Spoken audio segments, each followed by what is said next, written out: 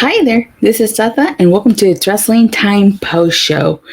It is Friday, May 26, 2023, and tonight I actually will not be reviewing Friday Night SmackDown or AEW Rampage. Instead, I will be reviewing Impact Wrestling's Under Siege. I have to say, I'm actually really excited because this is my first Impact review in over a year. I still do watch Impact on a weekly basis. I just don't review the weekly show anymore. Going forward, though, hopefully I can review the pay-per-views and the Impact Plus specials. But damn, this was one hell of a show. Honestly, we had so much going on tonight. But before I get into the main show, let's talk about this main event match, which was a no DQ match for the Impact World title. It was Steve Maclin versus PCO. This was an insane match, and people have got to stop sleeping on Impact Wrestling. Tonight's show delivered top to bottom. There was not one match on here that it failed to deliver. They all delivered. Seriously, they did. And the reason why I want to talk about this match first, I guess this was a main event, but the ending to this match was a crazy ending. But before I get into the ending, let's talk about this match. So the rivalry between PCO and Steve Maclin has been going on for weeks. Unfortunately, Steve Maclin was not able to defeat Josh Alexander for that Impact World title because Josh Alexander did unfortunately get injured, so he had to face Kushida to become the new Impact champion. So Steve Maclin wanted to beat a Canadian in Canada, and Scott D'Amore chose Perfect Creation 1 PCO as Steve Maclin's opponent at Under Siege. Now, Steve Maclin, in Impact, he hit PCO with cinder blocks and a sledgehammer to the back. He actually did that during this match tonight. He had Shira and Champagne Singh help him to try to take out PCO. Seriously, he did everything in his power to get out of this match. And on the Go Home show, he even tried to replace PCO with Champagne saying that PCO was unable to compete, but Scott D'Amore said that PCO would still be able to compete. So you knew this match was going to be brutal, and it was. They're in London, Ontario, and PCO is Canadian. He was from Quebec, Canada, and they were in London, Ontario, Canada. Regardless of whether they were in Canada or not, PCO is super over with the crowd. So during this match, you had Maclin hitting PCO with the suplex onto steel steps. You had him hit PCO with the steel trash can, followed by a steel tray. And you know what happened? PCO took that same steel tray and he hit Maclin in the head, busting him open as he attempted to do a dive. I mean, Maclin was bleeding profusely throughout this match, and it wasn't just a small little wound. It was a big nasty wound, and I was actually worried for Steve Maclin. I thought he was gonna pass out during this match and be unable to complete this match because he was bleeding a lot, completely bloodied. There was this one spot where Steve Maclin, he took a staple gun and he stapled PCO's mouth completely shut. And then he stapled the chest and the face of PCO. That was crazy. Oh my God. And to top it off, PCO is not human. Homeboy took some pliers and he ripped those staples off his mouth. I was just oh my God. So Steve Maclin, he threw multiple slabs of concrete into the ring because he wanted to repeat what he did to PCO, which was hit PCO in the back with the sledgehammer with concrete slabs. So Maclin put cinder blocks into the ring and PCO set Steve Maclin on there. But luckily for Steve Maclin, he got out of the way and he power slammed PCO onto the cinder blocks, and then he hit the KIA with PCO's head hitting the cinder block. And Steve Maclin proved to be victorious to this. It was one hell of a match. I mean, this match was brutal. So after the match, Steve Maclin called out Scott D'Amore because if you guys remember on the Go Home Show 2 Under Siege, Scott D'Amore did say if Steve Maclin retained his title, he would go out there, strap the title around Maclin's waist, and shake his hand. And that is why Steve Maclin was calling him out, because he wanted Scott D'Amore to keep his promise. And Scott D'Amore did exactly what he said he was going to do. He kept his word and he strapped Steve Maclin's belt around his waist. Meanwhile, Steve Maclin's all bloody. And Scott D'Amore extended the hand, but Steve Maclin refused to shake his hand. This is where things get crazy. So Bully Ray appears from behind. Mind you, like Scott D'Amore's back is to Bully Ray because he's facing Steve Maclin. He choked a strap around Scott D'Amore's neck, and Maclin was just standing on the outside watching this and did absolutely nothing to save Scott D'Amore. He tells Steve Maclin to get the table. And now Matthew Raidwall, who is on commentary and does commentary for Impact Wrestling, got in the ring and attempted to stop Maclin and PCO, but he got taken out and got lighter fluid poured on him. PCO then attacked Steve Maclin. The Motor City Machine Guns came out and attacked Bully Ray. That wasn't enough though. Like they still took out Motor City Machine Guns and PCO, and Bully Ray poured the lighter fluid onto the table, and with assistance from Steve Maclin, Bully Ray did the bully bomb to Scott D'Amore through the flame table. And then he yelled at Scott D'Amore that he wasn't going anywhere because Scott D'Amore was the one who brought him to Impact in the first place. This ending was completely insane. Like, I was like, oh my God, like, wow. It was one hell of a way to end the show, if you ask me. I'm actually very curious to see where this alliance with Steve Maclin and Bully Ray go. And because Motor City Machine Guns got involved, maybe we'll see the Motor City Machine Guns versus Bully Ray and Steve Maclin, perhaps. So we gotta wait and see it. But I'm very excited to see what they do with this alliance. So with that being said, I am going to start this review, and I will start with the countdown to Under Siege. So the countdown to Under Siege kicked off with the Coven versus Courtney Rush and Jesicka with the K because she's sick. So for those of you who haven't been keeping up with Impact Wrestling, Rosemary did go to the Undead Realm, and she came back on the Go Home Show to Under Siege, but she didn't come back as Rosemary. She came back as Courtney Rush. And so Courtney Rush and Taylor Wilde start this match. And if you guys, again, have not been keeping up with Impact Wrestling, the Death Dolls have had a feud with the Coven.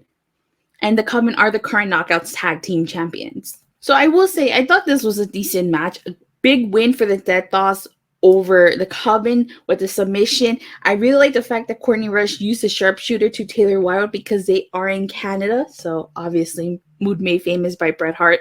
And this probably tells me that we're going to get the Death Dolls versus the Coven for those Knockouts Tag titles at some point in the future. My problem with this is that we've seen this feud before. We've seen this match before. Granted, it was as Rosemary and Jesicka, not Courtney Rush and Jesicka. It's because of a lack of a Knockouts tag team division. They lost a lot of tag teams. They lost the Influence, which was Tenille Dashwood, aka Emma, Madison Rain, and Caleb with the K. They also lost the Inspiration, which was aka, or I should say formerly known as the Iconics. And they lost Vex, which consisted of Deonna Purrazzo and Chelsea Green. So the division is really, actually should say non-existent at this point. So that's why they're rehashing this feud. But I'm pretty sure after this big win, they're probably the Death Dolls are taking those Knockouts titles back. We also get a Joe Hendry promo, and he's basically talking about how the Digital Media Title Defense Tour has made it to Ontario. He's talking about how Dirty Dango has had an identity crisis. It's no surprise because he's been a ballroom instructor, referring to when his time in the WWE when he was Fandango, to a fake police officer, again referring to Fandango's past as with the Fashion Files. And then he talks about how it doesn't matter what job Dango picks because he will get beaten by Henry.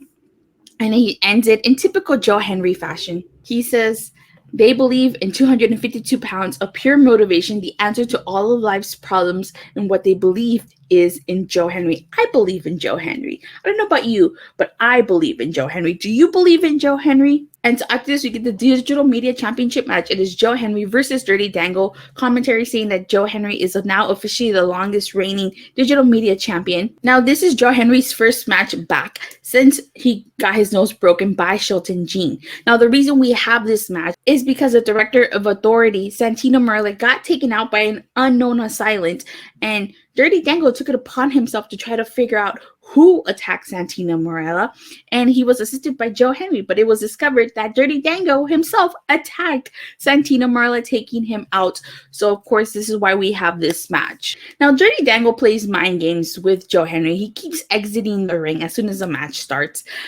Joe Hendry wasn't having none of this, so he went outside and did a clothesline to Dirty Dango. He did a power slam and then a chest chop to Dirty Dango. He did the trust fall, and he followed it up with the stalling suplex, and he did few squats while doing the stalling suplex to Dirty Dango. Joe Hendry went shoulder first onto the ring post. He got suplexed by Dirty Dango.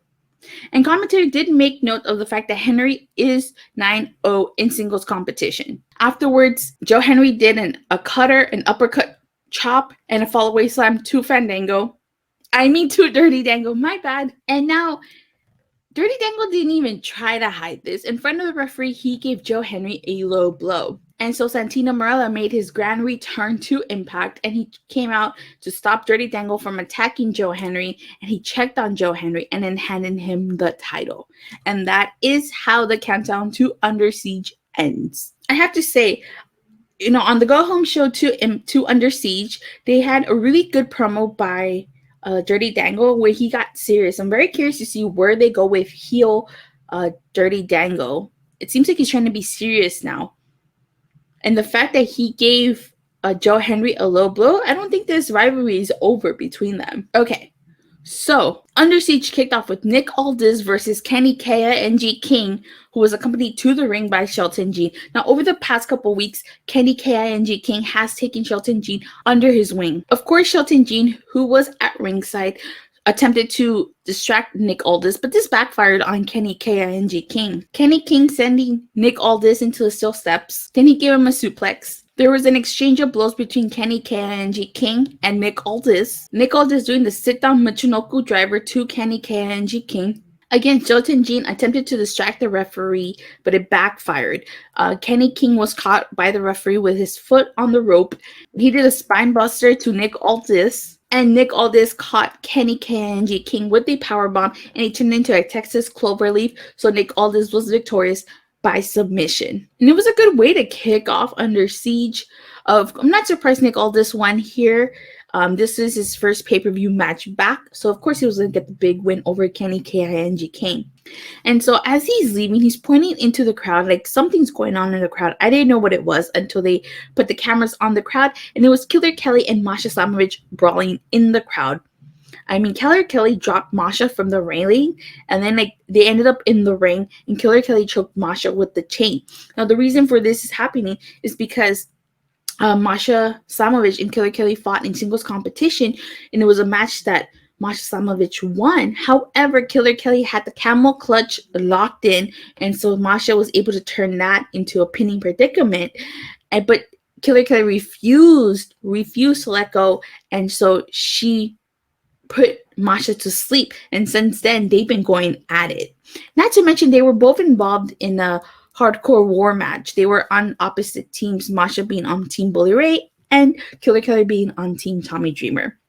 So, security attempted to break them up, and Killer Kelly was the last one standing. I have to say, I want to see a Monsters Ball match between Masha Slamovich and Killer Kelly. This cannot be a regular one-on-one match again if they fight.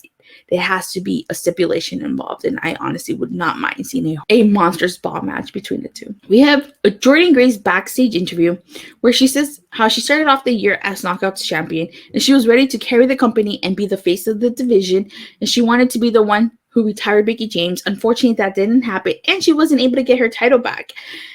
And if she loses tonight, she will not be the face of the Knockouts division, and it means she's not the best. So a lot of pressure on Jordynne Grace tonight, who has to beat Deonna Purrazzo, because the stipulation is that if Jordynne Grace loses, she cannot get another Knockouts title match as long as Deonna Purrazzo is champion. We get the Design versus Sami Callihan, Rich Swann, and a partner of their choosing. That partner ended up being none other than Jake Crist. So Jake Crist and Island Angels start the match. And there was a double team, 2 Angels by Crist and Sami Callihan. Then all 6 men enter the ring and a brawl breaks out. Like, the ref lost control of this match. You have a powerbomb 2 Angels onto the man on the outside by Sami Callihan, and then at one point, Khan is alone in the ring with Rich Swann, Jake Crist, and Sami Callihan. They got all 3 Migos men did a triple super kick to Khan. Then you got Rich Swann doing a sleeper to Khan.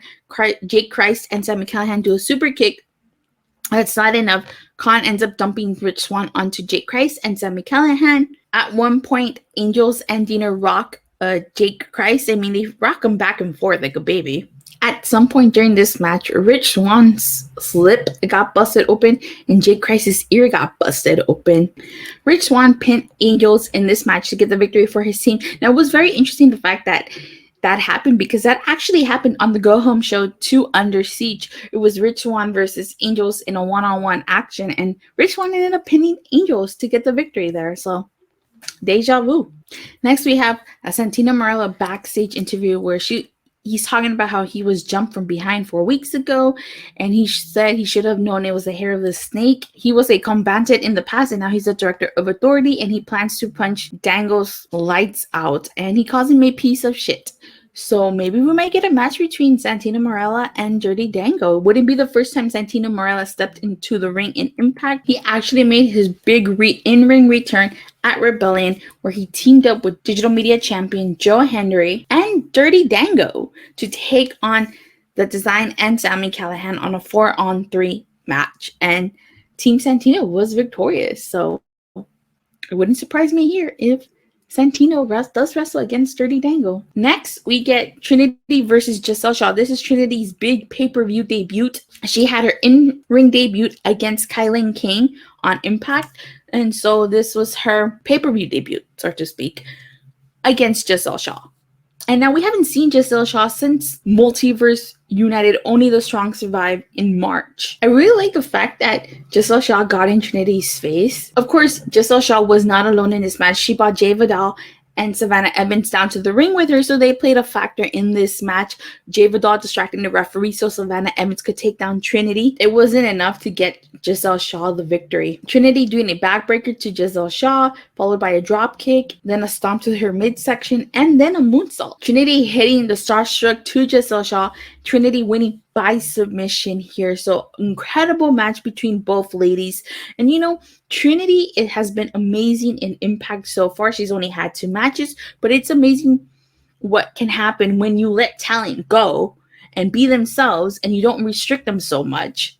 They put on bangers like this. So get a backstage interview with SubCulture. They say that this is SubCulture's first time in Impact Wrestling. However, this is Mark Andrews' first time in Impact in nearly 7 years. And they are coming in straight for those tag titles because they've been making waves for the last 7 years. However, they are interrupted by Brian Myers and the Good Hands, who say that their luck will run out when they face the Good Hands. And then SubCulture says that their first defense, once they beat ABC, will be against the Good Hands. So I was really looking forward to this match. I don't know anything about SubCulture, and I was really looking forward to see what they can do. So this led into the Impact Tag Team title match. It was ABC, Chris Bay, and Ace Austin representing the Bullet Club versus SubCulture, Mark Andrews, and Flash Morgan Webster with Dani Luna. So Mark Andrews and Ace Austin start this match. And one thing I want to say before I get into this match review is I did notice Ace Austin and Chris Bay were wearing gold. If you guys remember, 2 years ago, Jay White was the one who personally recruited Chris Bay into the Bullet Club, and now on AEW, Jay White has Bullet Club gold. So I wonder if there's something there. While this is Mark Andrews' big return to Impact in 7 years, this is actually Flash Morgan's Impact debut. You know, I was really impressed by SubCulture. This is my first time seeing them wrestle. I didn't know anything about them, and I was impressed. And if Impact wants to stack that tag team division, they need to sign SubCulture because this match was hell of impressive. This was a really fun match. Probably one of my favorite matches of the night. I really like that ABC did the click, click, boom to Mark Andrews. I mean, they did beat the Motor City Machine Guns, so You got a spinning uppercut to the spine of Mark Andrews by Chris Bey. You got Mark Andrews doing a moonsault to Chris Bey on the outside. You got a cold red to Ace Austin by Mark Andrews. A double team to Ace Austin by SubCulture. You got a kick to the head of Webster by Ace Austin. Blitz knee bob to Chris Bey by Flash Morgan Webster. Stun Dog Millionaire to Chris Bey by Mark Andrews, which was followed up by a senton from Flash Morgan Webster. Poor Chris Bey got double headbutted by SubCulture here. And so Flash Morgan Webster did accidentally hit Mark Andrews with a blitz knee bob. I was really impressed by the fact that Chris Bey did a double poison rana to SubCulture. And then, of course, in typical ABC fashion, Chris Bey hitting the Art of Finesse first to Mark Andrews, and then Ace Austin hitting Mark Andrews with the fold, and ABC successfully retained their tag team titles in this match. Honestly, one hell of a match. Super impressed. I really hope Impact does sign SubCulture. And where we go from here, I think the next feud for ABC is against the Good Hands. Jason Hodge of the Good Hands did defeat Ace Austin. And Chris Bey did beat John Skyler. So we got to wait and see where that feud goes. I'm really hoping ABC comes out on top, though. Personally, I'd be shocked if the Good Hands beat ABC. But we shall see what happens with that feud. Next, we get the X Division Championship match. It is Trey Miguel versus Chris Sabin. Now, this was a really good match. Chris Sabin attempting to be a nine-time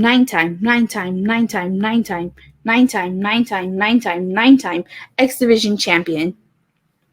And if he beat Trey Miguel here tonight, he would do exactly that. So, in the early stages of this match, Trey Miguel kept exiting the ring. That didn't sit well with Chris Sabin here. Trey Miguel at one point dropped Chris Sabin spine first onto the ring apron. Then he did a backbreaker, which he followed up with a guillotine choke. Chris Sabin ended up doing a German suplex. I really like this next spot. Chris Sabin doing a dragon screw to Trey Miguel, which he followed up by a sharpshooter. I mean, they are in Canada, so he had to do a sharpshooter. So Trey Miguel did a mirror to Chris Sabin, and he kicked out. Then when Trey Miguel attempted to do the Meteora again, he actually missed. Chris Sabin paying homage to Petey Williams by doing the Canadian Destroyer to Trey Miguel. Chris Sabin did a clothesline to Trey Miguel, and then he attempted to do the Cradle Shock. Now, if he would have hit the Cradle Shock, in my opinion, he would have won this match. But Trey Miguel, you see, working smarter, not harder, gouged Chris Sabin's eyes. And so Chris Sabin couldn't see. And because of this, Chris Sabin accidentally picked up the referee. Was going to set the poor referee up for a Cradle Shock. Fortunately for the ref, Chris Sabin realized what was going on and he put the referee down. But then sneaky Trey Miguel sent Chris Sabin into the referee. Chris Sabin hit Cradle Shock and he pretty much had that match won. But the ref was down. And Chris Sabin attempted to pick up the ref and try to get him to wake up. What does Trey Miguel do? He went to the outside, he grabbed the spray can, and he spray painted Chris Sabin's eyes, and Trey Miguel is victorious here. And unfortunately, Chris Sabin's quest to be a 9-time X Division champion came to an end. Or maybe not, because Trey Miguel did cheat to beat Chris Sabin, so maybe we will get a rematch down the road. Who knows? But Trey Miguel has been having the run of a lifetime with this X Division title. So he's doing the role of a heel pretty good. No lie, I was shocked when Trey Miguel defeated Black Taurus to become X Division champion, because I thought Black Taurus would become champion, but Trey Miguel turned heel in that match. And ever since then, he's been on a roll. So next we get the 6-way Scramble #1 contenders match. It is Moose versus Alex Shelley versus Eddie Edwards versus Yuya Uemura versus Frankie Kazarian versus Jonathan Gresham. The winner of this match would go on to face the winner of PCO and Steve Maclin against all odds for the Impact World title. So Frankie Kazarian immediately went after Eddie Edwards because on the Go Home show to Impact Wrestling, you had them on a team, and Eddie Edwards wanted Frankie Kazarian to follow his orders. Yuya went after Moose because they've had a feud in the past before, which, if you ask me, Yuya would have defeated Moose if it wasn't for Brian Myers. And then Alex Shelley and Jonathan Gresham ended up being alone in the ring. There were some weird alliances during this match. You had a double team 2 moves by Alex Shelley and Jonathan Gresham. You had Alex Shelley hit Eddie Edwards, Jonathan Gresham, and Yuya Uemura with the dragon screws. You had Alex Shelley doing double single leg Boston Crabs to Frankie Kazarian and Yuya Uemura. Jonathan Gresham sending poor Yuya into Frankie Kazarian Frankie Kazarian drop kicking Yuya. Then Jonathan Gresham turning on Frankie Kazarian by drop kicking him here. You had Frankie Kazarian doing the leg drop to the back of the neck of Moose. Then he did a leg drop off the ropes to Eddie Edwards. He hit the unprettier to Eddie Edwards. He hit a backstabber to Jonathan Gresham and to Alex Shelley. Yuya did a shoulder tackle to Frankie Kazarian. And I have to say, Yuya Uemura has been impressive. Since he came to Impact, he's been impressive. He has a bright future ahead of him, honestly. So there was this one spot where, like, you had Frankie Kazarian, Yuya, Jonathan Gresham, Alex Shelley, they were all, like, doing this tower of people on the turnbuckles. And Eddie Edwards looked like he was going to powerbomb everybody, but Moose came and put a stop to that. He did a toss powerbomb to Yuya. Then he followed up with another powerbomb to Frankie Kazarian. Jonathan Gresham hitting the Hurricanrana to Moose, who then Moose turned it into a powerbomb. Moose ended up going shoulder first into the ring post. Yuya doing the bulldog to Moose. Now this ending sequence was actually pretty cool. I actually really liked it. You had Moose hitting Yuya with the sky high. Then you had Shelley hitting Frankie Kazarian with the forearm blast. Frankie Kazarian hit the slingshot cutter to Jonathan Gresham. Eddie Edwards hit the Boston Knee Party to Frankie Kazarian. Then Moose speared Eddie Edwards. Then you had a kick followed with the German suplex to Moose by Yuya Uemura.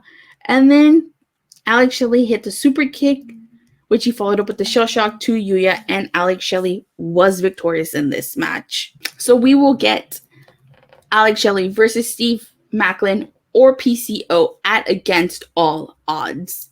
After this, we get a Trey Miguel backstage interview / segment.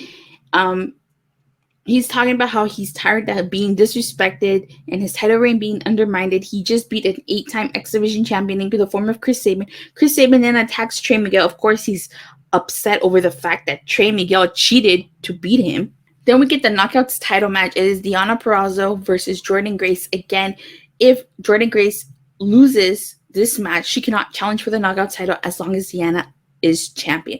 And Jordynne and Deonna have had an incredible rivalry since Deonna came to Impact Wrestling. Deonna Purrazzo winning her first Knockouts title by defeating Jordynne Grace. And ever since then, with every single match they've had, Jordynne Grace could not seem to beat Deonna Purrazzo. And I don't think tonight was going to be any different. So you got Deonna doing a back elbow, then a knee. Then she kicked Jordynne Grace in the face, which she followed up with the senton. She did the head scissors to Jordynne Grace, but she ended up being launched into the ropes. Then Jordynne Grace did the German suplex to Deonna. Both women ended up going to the outside. Deonna Purrazzo hitting Jordynne Grace with a pile driver at some point in this match. And then Jordynne Grace hitting the spinning back fist, which she followed up with the powerbomb and then the Juggernaut jackhammer. I was worried for Deonna for a second there because I thought it was going to be over and I was going to be shocked if Jordynne Grace actually won. Deonna then hits the powerbomb to Jordynne Grace and she hits the Queen's Gambit. And I have to say, like, I was shocked that Jordynne Grace actually kicked out of the Queen's Gambit because I don't think anyone's kicked out of the Queen's Gambit. And so I was shocked. I was like, oh my God, oh my God. I was freaking out because I thought that since that happened, that Jordynne Grace was going to win this. After this, Deonna hits the armbar to Jordynne Grace, which she followed up with a kick to the face. Jordynne Grace does the reverse pile driver to Deonna. Both women go down. Jordynne Grace does the power slam to Deonna. That's not enough. Deonna hits the Queen's Gambit from the second rope to Jordynne Grace.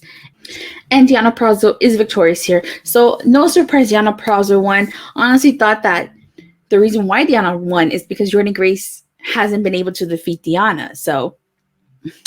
But there's actually more to the reason why. So Fightful Select reports that Jordynne Grace is finishing up with Impact Wrestling for the time. Her deal with Impact was set to expire in May, and they can confirm that she's exiting the company for the time being. Jordynne Grace previously told Fightful that she was planning on taking some time off from pro wrestling to work on outside projects. Her contract with Impact has actually already expired, and she dropped an Impact Knockouts title match to Deonna Purrazzo at Under Siege. Jordynne Grace telling Fightful, "I'll be back somewhere at some point," unquote. So there you have it. That is the reason why Jordynne Grace lost this match to Deonna Purrazzo. And it was one hell of a match. Both ladies have had an incredible rivalry, which I briefly talked about at the beginning. she was Knockouts World Champion, Knockouts Tag Team Champion, and Digital Media Champion. So Jordynne Grace did a lot in her time in Impact Wrestling, and I'm very curious to see what she does outside of Impact. Now, I am going to stop there because I did talk about the main event at the beginning, and now we know that it's going to be Alex Shelley versus Steve Maclin at Against All Odds for the Impact World title. Should be a really good match. So overall, I did like tonight's special. It was a banger of a special, top to bottom, honestly. Like, tonight's show, I would give it a Shawn Spears perfect 10 out of 10. I really enjoyed all of tonight's matches. I'm really excited to see where they after Under Siege. So I cannot wait. Not to mention, I wonder if Diana's next opponent is going to be Trinity, because I know Trinity did say she was going to keep her eye out on that match. So the only thing I can say is people got to stop sleeping on Impact Wrestling. They deliver constantly, especially with these pay-per-views and Impact Plus specials.